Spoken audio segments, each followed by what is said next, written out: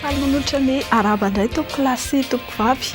Ny hena ny heriny ka lasa forte tempête tropicale ifantala amin'izao fotoana izao ary any amin'ny 7,720 kilometatra antsinanan'ny faritany Antsiranana no misy ny fohibeny mikisaka mianavaratra andrefana amin'ny hafainganam-pandeha miadana dia miadana 7 kilometatra isan'ora. Foana avokoa ny fampitandremana azo mifaritra ao amin'ny tapany avaratry ny nosy noho izany.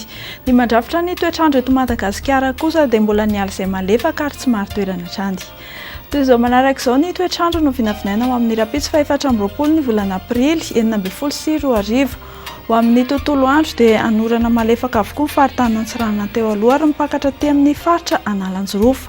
Holalovandrahona ny faritra Vatovavy Fitonina sy ny ilany atsinanan'ny Avoatandy ary fandimy ny rahona sy masoandro amin'ny faritra Sisy ary ho mafy ny fitsokan'ny rivotra amin'ny morontsiraka avaratra atsinanan'ny Nosy.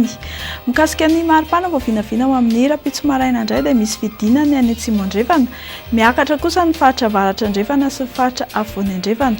Ny aty amin'ny atotany izao dia 5 na 9 degré Celsius ny maripana voatombatombana, ny morontsiraka atsinanana sy andrefana 12 hatramin'ny 14 degré Celsius.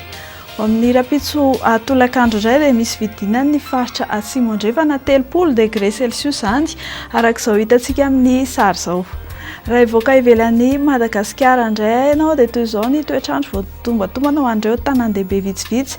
Ho tsara ny andro amin'ny rapitso any Milan, Paris sy Johannesburg any. Ho lalovandrahona kosa ny faritry Nairobi ary ny faritry Bangkok no ahitana oram-baratra. Ifandimy kosa ny rahona sy ny masoandro amin'ny rapitso ny faritry Port-Louis sy Seychelles. Ho lalovandrahona ny Saint-Denis, ny faritry Comores no somary ahitana orana tandrifondrahona malefaka. Dia izay indray tompoko lasy tompoko vavy no mamarana ny meteo antsika eo amin'ny Tsiala aty mamay fotoana anao izay ho amin'ny manaraka indray. Veloma tompoko.